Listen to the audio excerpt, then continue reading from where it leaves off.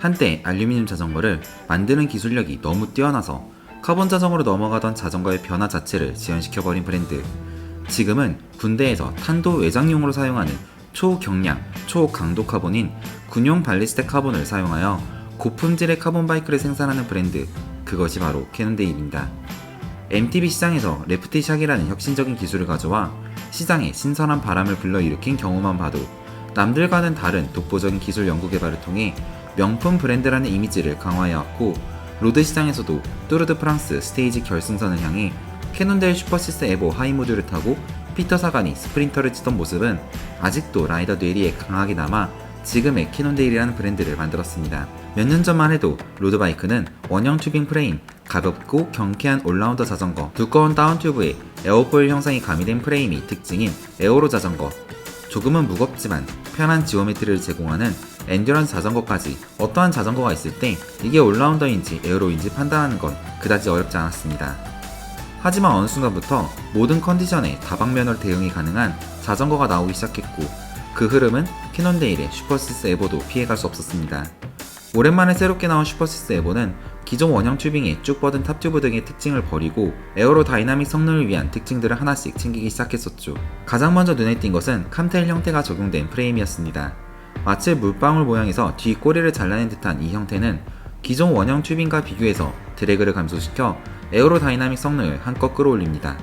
케이블선조차도 에어로에 방해가 된다는 듯이 히든 케이블 라우팅 시스템을 적용, 모든 케이블을 깔끔하게 정리해서 핸들바를 거쳐 스템, 헤드 튜브 안쪽으로 밀어 넣어버렸습니다. 비행기의 날개와도 같이 생긴 이 할로그램 전용 핸들바를 통해 강성은 잡으면서도 공기 역학적 성능은 올리고 라이더의 손목이 오는 피로도는 줄였습니다. 기본적으로 꽂히는 할로그램 35mm 휠셋은 괜찮은 반응성, 준수한 구름성, 경량과 에어로까지 가져가죠. 기존 슈퍼시스 에보가 워낙 인기가 많고 잘 만든 자전거라는 이미지가 강해서 그런지 이번에 완전히 새롭게 리뉴얼된 슈퍼시스 에보는 사실 루나틱이 삼바다 스포츠에 요청해서 이 시승차를 잠시 대여해 오기 전까지만 해도 그다지 외관적인 아름다움에 대한 기대가 크지 않았습니다. 하지만 이게 웬걸, 실제로 두 눈으로 보고 만져본 올뉴 슈퍼시스 에보는 정말 아름다움 그 자체였습니다.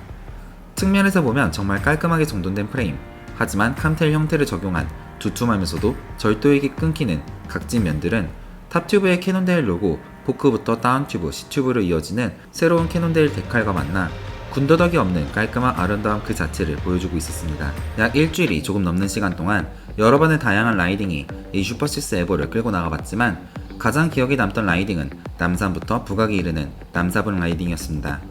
오랜만에 만지는 스램의 전동구동계에 적응하면서 시작한 이날의 라이딩은 슈퍼시스 에보가 추구하는 바가 무엇인지 알게 해주었죠. 제가 경험한 슈퍼시스 에보는 누구보다 가벼워서 어필을 경쾌하게 오르거나 누구보다 에어로에서 평지를 찍고 나아가는 그런 자전거가 아니었습니다. 라이더가 안장에 앉아있을 때 그 누구보다 신뢰성 있게 달릴 준비를 하였고, 어필에서는 버려지는 힘 없이 라이더의 힘이 노면에 그대로 전달되었으며, 공도에서 고속으로 순항하고 있을 때는 고급 세단을 타고 있는 마냥 부드럽고 안정적이게 라이더의 페달링을 받쳐주는 역할을 충실히 하는 그 누구보다 기본에 충실한 자전거 그 자체였습니다.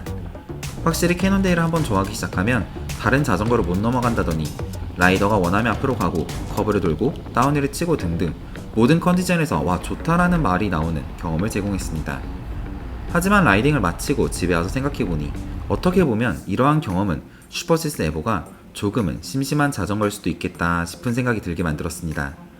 태생이 올라운더 자전거 슈퍼시스 에보이기 때문에 평지에서 스프린트를 칠 때 공기를 찢는 그런 맛은 좀 떨어지는 게 사실이었고, 그렇다고 이 포스8탭 에디션의 경우 완차 무게가 그닥 가볍진 않아서 어필에서 깃털 아이템을 쓴 것 마냥 치고 올라가는 경험도 아니었습니다. 기본에 충실하다 보니 가끔은 라이더의 아드레날린을 뿜어내주는 거친 와일드함은 좀 떨어지는 느낌일까요? 그렇지만 생각해보면 자동차를 탈 때에도 모든 도면을 뚫어버리는 4륜 구동 SUV의 거친 감성, 얕게 깔려 공기를 날카롭게 저미는 스포츠카 등보다는 사실 도로에 제일 많이 돌아다니는 것은 항상 믿음직스럽게 운전자에게 반응하며 엄청난 성능을 보여주는 않아도 덕분에 딱히 단점도 없는 우리 일반 승용차라는 것을 생각해보면 이 슈퍼시스 에보를 볼 때마다 타러 나가고 싶다 라는 생각을 하게 되는 것은 당연한 이치였구나 싶습니다. 소비자가 670만원의 상당히 높은 가격, 하지만 네임 자체로 우리에게 신뢰를 주는 캐논데일이라는 브랜드, 최신 12단 무선 구동계 경험을 제공하는 스램포스 2탭 장착, 외부에 드러난 케이블이 없는 깔끔한 케이블 라우팅에 최신 트렌드인 낮은 시스테이, 안정적으로 힘을 받아주며 앞으로 나아가게 만드는 아름다운 곡선의 체인스테이까지 어디 하나 모난 데 없고 어디 하나 군더더기 없는 자전거, 캐논데일의 올뉴 슈퍼6 에보였습니다. 오늘의 시승 리뷰는 이것으로 마치겠습니다. 항상 안전하게 라이딩 하시고 오늘도 끝까지 시청해주셔서 감사합니다.